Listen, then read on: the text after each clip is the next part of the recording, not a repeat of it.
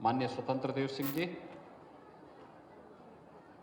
प्रदेश सरकार में मेरे वरिष्ठ सहयोगी उप मुख्यमंत्री द्वय श्री केशव प्रसाद मौर्य जी, डॉक्टर दिनेश शर्मा जी,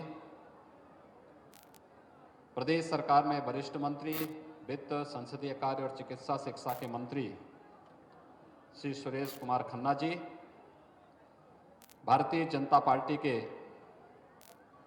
लखनऊ में संगठन के प्रभारी श्री गोविंद नारायण शुक्ल जी, महानगर के अध्यक्ष मुकेश शर्मा जी, जिलाध्यक्ष श्री कृष्ण लोधी जी, महामंत्री श्री अमरपाल मौर्य जी, प्रदेश मंत्री डॉक्टर चंद्रमोहन जी, माननीय सांसद श्री कौशल किशोर जी, महापौर श्रीमती संयुक्ता भाटिया जी, माननीय विधायकगण श्री सुरेश श्रीवास्तव जी, श्री सुरेश तिवारी जी, डॉक्टर नीरज बोरा जी, श्री अविनाश त्रिवेदी जी, श्रीमती जय द्विवेदी, आज के इस कार्यक्रम में उपस्थित प्रदेश के मुख्य सचिव श्री राजेंद्र कुमार तिवारी जी, अपर मुख्य सचिव गृह अवनीश अवस्थी जी, पुलिस महानिदेशक श्री हितेश चंद अवस्थी जी, अपर मुख्य सचिव नवनीत सहगल जी और भारी संख्या में उपस्थित भारतीय जनता पार्टी के सभी कार्यकर्ता और उपस्थित भाइयों बहनों, 4 वर्ष की उपलब्धियों के साथ ही विभिन्न लाभार्थी परक योजनाओं का एक कार्यक्रम प्रदेश के सभी 75 जनपदों में संपन्न हो रहा है। 4 वर्ष की इस यात्रा के लिए आदरणीय प्रधानमंत्री जी के प्रति, देश के माननीय गृह मंत्री जी, राष्ट्रीय अध्यक्ष जी समेत सभी भारतीय जनता पार्टी के केंद्रीय नेतृत्व के प्रति आभार व्यक्त करते हुए प्रदेश की अपनी टीम, भारतीय जनता पार्टी के पदाधिकारियों, जनप्रतिनिधियों और प्रदेश की जनता जनार्दन का अभिनंदन करता हूं, जिन्होंने बहुत सकारात्मक माहौल में प्रदेश के अंदर विकास, सुरक्षा और सम्मान का एक बेहतर वातावरण पिछले 4 वर्षों के अंदर बनाया है।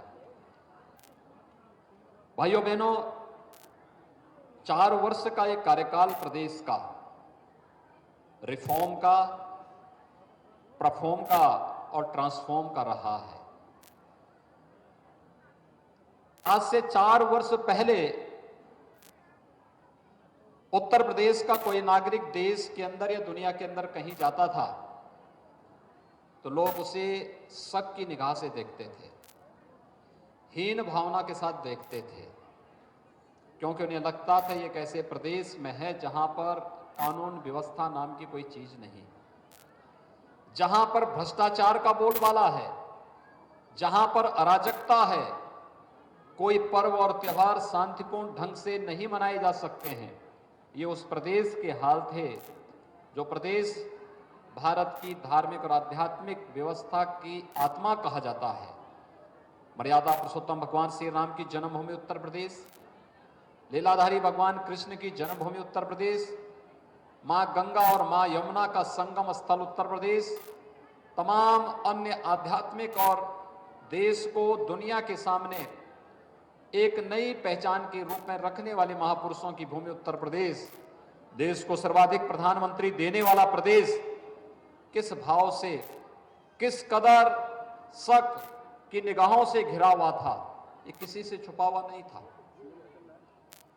लेकिन पिछले 4 वर्ष के दौरान आज उत्तर प्रदेश का वासी देश के अंदर और दुनिया के अंदर कहीं भी जाएगा तो बड़े सम्मान के साथ उसको लोग देखते हैं, उसके अंदर एक नया आकर्षण देखते हैं, ढूंढने का प्रयास करते हैं और ये पूछते जरूर होंगे, अच्छा आप उत्तर प्रदेश से आए हैं? प्रदेश के बारे में, प्रदेश सरकार के बारे में, प्रदेश के जनप्रतिनिधियों के बारे में लोगों के मन में एक नई धारणा बनी है कि नहीं, अब ये पुराना उत्तर प्रदेश नहीं, ये प्रदेश अब नए भारत का नया उत्तर प्रदेश है, प्रधानमंत्री मोदी जी के सपनों को साकार करने वाला उत्तर प्रदेश है। और ये जो सम्मान का भाव पैदा हुआ है, ये केवल मेरे लिए नहीं, मेरे सहयोगी उप मुख्यमंत्री या मंत्रियों के लिए नहीं, केवल संगठन के पदाधिकारियों के लिए नहीं, प्रदेश के 24 करोड़ जनता के सम्मान को, स्वाभिमान को बढ़ाने वाला ये अवसर है और इन 4 वर्षों में इस प्रदेश को हम लोगों ने बीमारू प्रदेश से एक समर्थ प्रदेश की ओर अग्रसर किया है। अनेक प्रकार के कार्य हुए हैं, कोई फील्ड अछूता नहीं है।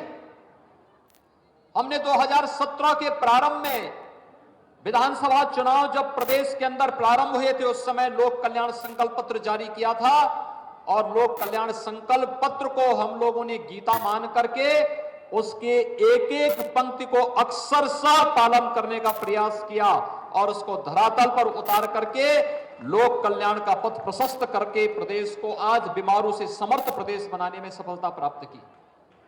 आज उसी का परिणाम है।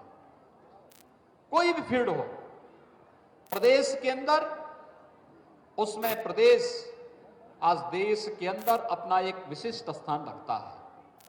मुझे याद है प्रधानमंत्री आवास योजना में जब हम 2017 में आए थे, उत्तर प्रदेश का स्थान 23वां था और आज मुझे प्रसन्नता है 40 लाख गरीबों को ग्रामीण और शहरी क्षेत्र में प्रदेश सरकार प्रधानमंत्री आवास योजना में एक एक आवास उपलब्ध करा करके नंबर 1 स्थान पर है। 2017 में, मार्च 2017 में जब हम लोग आए थे, स्वच्छ भारत मिशन के अंतर्गत उत्तर प्रदेश के अंदर 2.5 वर्ष में मात्र 43 लाख शौचालय बने थे और उत्तर प्रदेश का स्थान 27वें नंबर पर था। ओडीएफ में 27वें नंबर पर हम थे और आज मुझे बताते हुए प्रसन्नता है कि हम लोगों ने इस लक्ष्य को मात्र 1.5 वर्ष के अंदर प्राप्त किया। 2 अक्टूबर 2019 से 1 वर्ष पहले हम लोगों ने 2 अक्टूबर 2018 को उत्तर प्रदेश को ओडीएफ घोषित करके 2,61,00,000 गरीबों को एक एक शौचालय देने का काम प्रदेश के अंदर किया। भाइयों बहनों, प्रदेश के अंदर बिजली आती नहीं थी, आती थी तो जैसे डॉक्टर दिनेश शर्मा जी ने कहा कि वो एक समाचार बनता था कि आज तो बिजली आ गई, ऐसे लगता जैसे बहुत बड़ी खुशी हो गई है। और ये तब था जब प्रदेश के अंदर 1,21,000 गांवों तक बिजली नहीं थी, यानी बिजली के खंभे नहीं थे। जब बिजली के खंभे नहीं थे तो वहां पे बिजली देने की आवश्यकता भी नहीं थी, वहां तक बिजली पहुंची ही नहीं थी। और आज मुझे बताते हुए प्रसन्नता है कि 1,21,000 गांवों में नए विद्युतीकरण के कार्य को संपन्न करने के साथ 1,38,00,000 गरीबों को निःशुल्क विद्युत कनेक्शन उपलब्ध करवाने के साथ जनपद मुख्यालयों में 24 घंटे, तहसील मुख्यालयों में 20 से 22 घंटे और ग्रामीण क्षेत्र में 16 से 18 घंटे की बिजली प्रदेश सरकार ने उपलब्ध करवाने के साथ ही इस सेक्टर में व्यापक कार्य आगे बढ़ाया। आज आप आते होंगे, उत्तर प्रदेश बिजली से चमकता हुआ दिखाई देता। कहीं से भी आप घुसेंगे, नेपाल से घुसेंगे तो बिहार से घुसेंगे, छत्तीसगढ़ से, झारखंड से, मध्य प्रदेश से, राजस्थान से, हरियाणा से, उत्तराखंड से, कहीं से भी आप उत्तर प्रदेश में घुसेंगे, रात्रि में उत्तर प्रदेश का हर गांव जगमगाता हुआ दिखाई देता है। एक नए उत्तर प्रदेश की नई तस्वीर है, ये बदलता हुआ उत्तर प्रदेश है। सड़कों के क्षेत्र में क्या स्थिति थी? उत्तर प्रदेश की सीमा जहां से प्रारंभ होती थी, गड्ढे प्रारंभ होते थे और गड्ढे प्रारंभ इस कदर गड्ढे थे, लोगों ने सड़क मार्ग से चलना बंद कर दिया था। लोगों को लगता था कि पैदल जाएंगे अच्छा है, सड़क कहीं दुर्घटना का कारण न बन जाए। बहुत सारी जगह तो ये नहीं तय हो पाता था कि ये खेत है, खलियान है या सड़क है, ये तय करने में भी दिक्कत होती थी। मैं देखता था भारतीय जनता पार्टी का जनप्रतिनिधि, उसमें मैं भी था। हम लोगों को बरसात के समय में सड़कों की स्थिति ऐसी होती थी कि उन सड़कों में ही धान की रोपाई करनी होती थी, क्योंकि सड़क नाम की कोई चीज ही नहीं बची हुई थी। और कनेक्टिविटी के लिए जो बेहतर कार्य हुआ, आज आप देखेंगे उत्तर प्रदेश की सड़क इंटरस्टेट कनेक्टिविटी हो, जिला मुख्यालय की हो, तहसीलों से जोड़ने वाली हो, ब्लॉक खंडों से, गांवों से जुड़ी हुई सड़कें हो या एक्सप्रेस वेज के माध्यम से नए इंफ्रास्ट्रक्चर के डेवलपमेंट की जो कार्य पद्धति है, इसने नए उत्तर प्रदेश को एक नई पहचान दी है। रोजगार सृजन की व्यापक कार्य योजनाओं को आगे बढ़ाने का कार्य किया है। और भाइयों बहनों, वायु, प्रधानमंत्री जी ने कहा था उड़ान योजना के अंतर्गत एक गरीब हवाई चप्पल पहनने वाला भी जिस दिन हवाई जहाज की यात्रा करेगा तब हम देखेंगे भारत वास्तव में नया भारत है और उत्तर प्रदेश उस सपने को साकार कर रहा है। आज प्रदेश के अंदर 5 इंटरनेशनल एयरपोर्ट बन रहे हैं। जेवर का हमारा ये इंटरनेशनल एयरपोर्ट दुनिया का सबसे बड़े एयरपोर्ट में एक बन रहा है। आने वाली 30 वर्ष में 1 लाख करोड़ रुपए का रेवेन्यू अकेले उत्तर प्रदेश को केवल और केवल जेवर एयरपोर्ट देगा। ये 1 लाख करोड़ रुपए जब उत्तर प्रदेश के विकास में लगेगा तो उत्तर प्रदेश में लाखों नौजवानों के लिए रोजगार का सृजन होगा।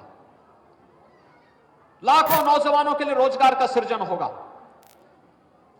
कुशीनगर में इंटरनेशनल एयरपोर्ट बन चुका है, कभी भी उसको हम अंतर्राष्ट्रीय वायु सेवा के साथ जोड़ सकते हैं। अयोध्या में एक इंटरनेशनल एयरपोर्ट के निर्माण की प्रक्रिया युद्ध स्तर पर चल रही है। लखनऊ और वाराणसी नए एयरपोर्ट के रूप में अंतर्राष्ट्रीय वायु सेवा के लिए पूरी सेवाएं यहां पर उपलब्ध करा रही हैं। हम लोग जब आए थे केवल 2 एयरपोर्ट फंक्शनल थे। आज गोरखपुर, प्रयागराज, कानपुर, आगरा, बरेली, हिंडन, ये 6 नए एयरपोर्ट इसके बाद प्रारंभ हुए और 17 पर कार्य चल रहा है। वर्तमान में 17 एयरपोर्ट पर काम चल रहा है, जहां पर कोई सोचता नहीं था। आजमगढ़ जैसे जनपद ने समाजवादी पार्टी को न जाने कितनी बार नेतृत्व दिया, लेकिन आजमगढ़ उनके शासनकाल में आजमगढ़ का हर व्यक्ति शक निगाहों से देश के अंदर देखा जाता। आजमगढ़ का व्यक्ति जब कहीं जाता था, यहां पर जब स्वागत गीत गा रहे थे निरुआ जी, ये लोग जब मुंबई जाते थे तो मुंबई में होंगी। भाइयों बहनों, उत्तर प्रदेश की अर्थव्यवस्था देश की सबसे बड़ी अर्थव्यवस्था उस दिन होगी। उस दिन उत्तर प्रदेश की अर्थव्यवस्था को फिर कोई उत्तर प्रदेश को बीमारू राज्य नहीं कहेगा। ये नए उत्तर प्रदेश की नई तस्वीर सबके सामने रखते हुए मुझे बहुत हार्दिक प्रसन्नता की अनुभूति हो रही है। और भाइयों बहनों, ये हम सफल इसलिए हो पाए हैं क्योंकि हमारे सामने आदरणीय प्रधानमंत्री जी का मार्गदर्शन और आप सबका जनता जनार्दन का आशीर्वाद जो प्रदेश सरकार के साथ था। प्रदेश के एक एक सुधारवादी कदम को गांव ने, गरीब ने, किसान ने, नौजवान ने, महिलाओं ने इसको स्वीकारा। प्रदेश सरकार ने जो कदम उठाए कि नकल विहीन परीक्षा होनी है, तो यहां के नौजवानों ने सहर्ष उसको स्वीकार किया। हां, हम नकल नहीं करेंगे और नकल विहीन परीक्षा को माध्यमिक शिक्षा परिषद ने, उच्च शिक्षा विभाग ने प्रदेश के अंदर लागू करके एक नया शैक्षणिक माहौल प्रदेश के अंदर देने का कार्य किया। टेक्निकल एजुकेशन में, मेडिकल एजुकेशन में कितना परिवर्तन हुआ। 1947 से लेकर के 2016-17 तक केवल 12 मेडिकल कॉलेज और 2016-17 से 2020-21 के बीच में हम लोग आज 30 नए गवर्नमेंट मेडिकल कॉलेज बना रहे हैं। 30 भाइयों बहनों, जो हमारे 16 जनपद बचे हुए हैं, उन 16 जनपदों के लिए भी कार्य योजना लेकर के हम लोग आ गए हैं कि इस वर्ष के अंत तक वहां पर भी हम शिलान्यास करके प्रदेश में 75 के 75 जनपदों में या तो राजकीय मेडिकल कॉलेज होंगे या पीपीपी मोड में एक मेडिकल कॉलेज हम जनता की विशेषज्ञ सेवाओं, चिकित्सा सेवा के लिए अवश्य उपलब्ध कराएंगे। आज ये प्रदेश के अंदर बन रहा है। जिस कमिश्नरी में कोई विश्वविद्यालय नहीं, वर्तमान में हम 7 नए विश्वविद्यालय बना रहे हैं। सहारनपुर में मां शाकंभरी के नाम पर एक नया विश्वविद्यालय की स्थापना की कार्रवाई युद्ध स्तर पर चल रही है। अलीगढ़ मुस्लिम विश्वविद्यालय के लिए दान जिस महापुरुष ने दिया था, महाराजा महेंद्र प्रताप सिंह ने, उनके नाम पर अलीगढ़ मुस्लिम विश्वविद्यालय में एक भी शिलापट नहीं। लेकिन राज्य सरकार ने तय किया है हम जमीन भी राज्य सरकार की तरफ से देंगे, पैसा भी राज्य सरकार से उच्च शिक्षा विभाग दे रहा है और राजा महेंद्र प्रताप सिंह के नाम पर एक विश्वविद्यालय की स्थापना हमारी सरकार करने जा रही है अलीगढ़ में। अलीगढ़ में हम लोग आजमगढ़ में एक नए राज्य विश्वविद्यालय की स्थापना करने जा रहे हैं। और भाइयों बहनों, सरदेव अटल जी की ये कर्म भूमि रही है लखनऊ।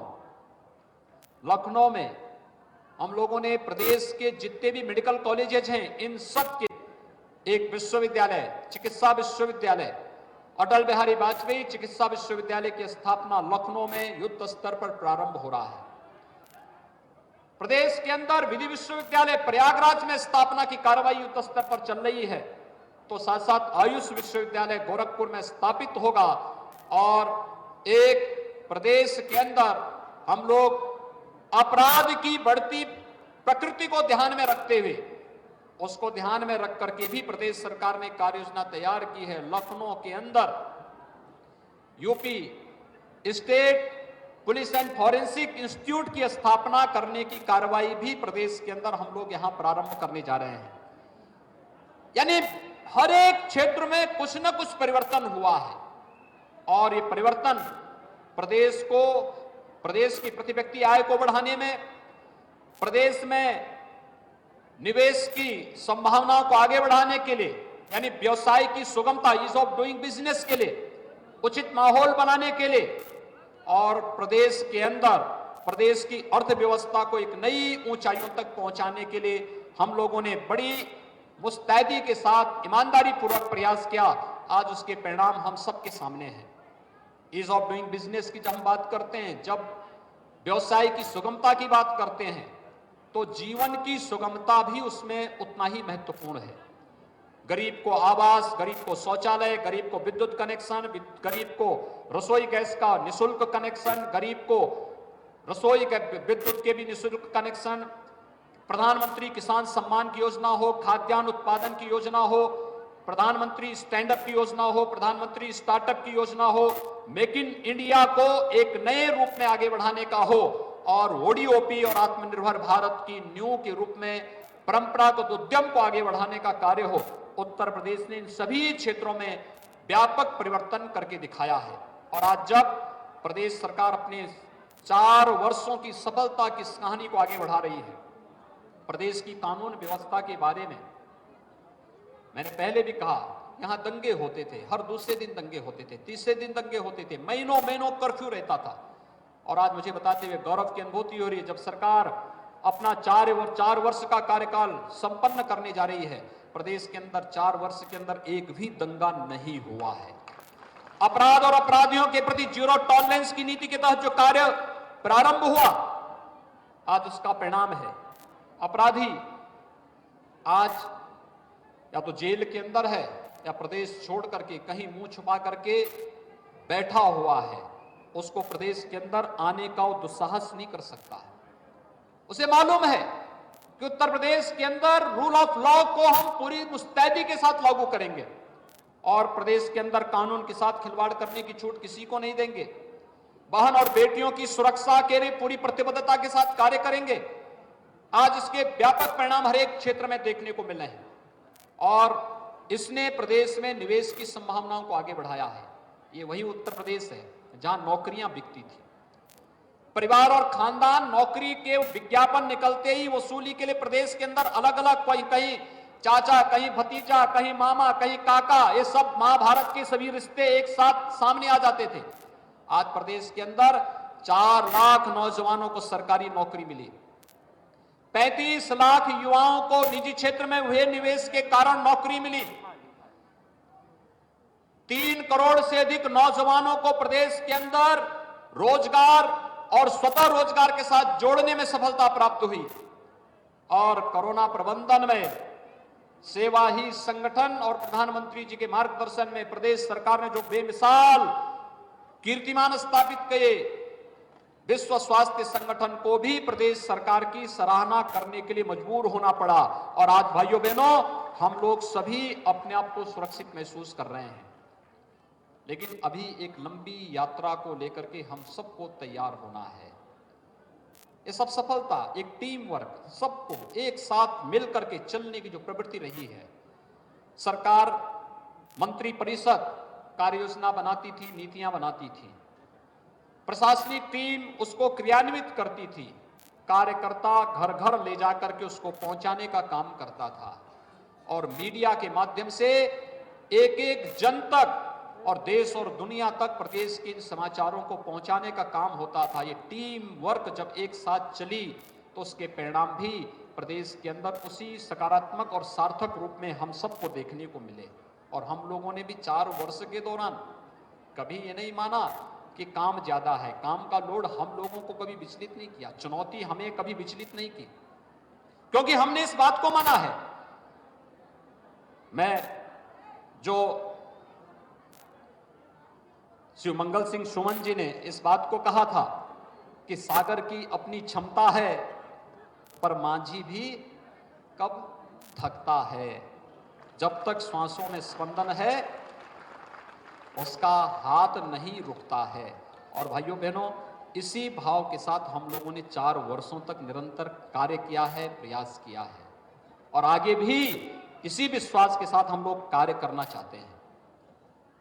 यही विश्वास है, यही एक पहल है जहां पर हम सबको 24 करोड़ जनता की उन आकांक्षाओं की पूर्ति करना है जो वर्षों से उसने सोचा था, जिसके बारे में वो कल्पना करता था।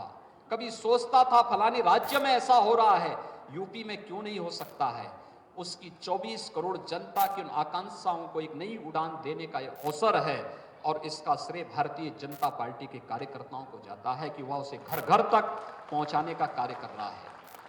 ये आपकी वो ताकत है जो ताकत हम लोगों को योजनाओं को बनाने और फिर ईमानदारी के साथ उसको क्रियान्वित करने के लिए प्रेरित करती है। आपकी ताकत जो एक सेतु का कार्य करती है शासन और प्रशासन की योजनाओं को जनता तक पहुंचाने के लिए।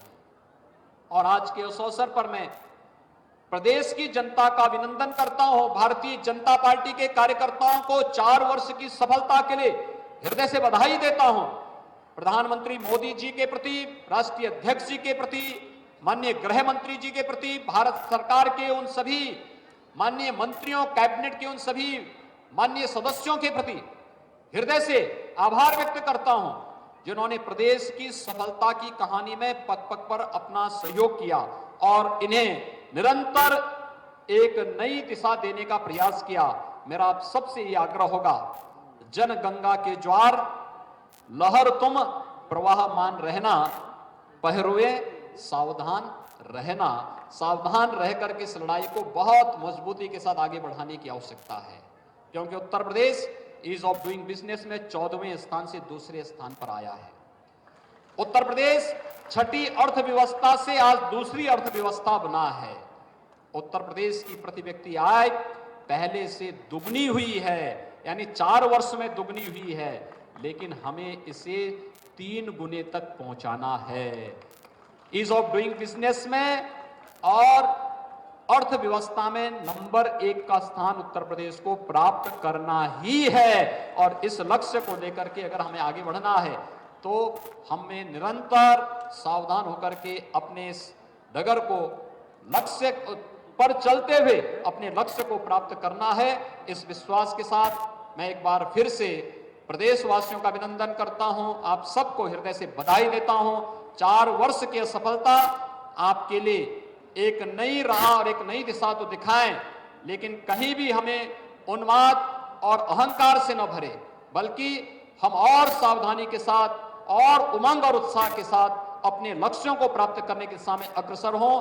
इस विश्वास के साथ आप सभी को होली की मंगलमय शुभकामनाएं। आप सबके मंगल में, आपके जीवन में होली जैसे उमंग और उत्साह निरंतर आता रहे, इस विश्वास के साथ आप सबके प्रति मेरी शुभकामनाएं। धन्यवाद। जय हिंद। जय जय श्री राम। जय जय श्री राम।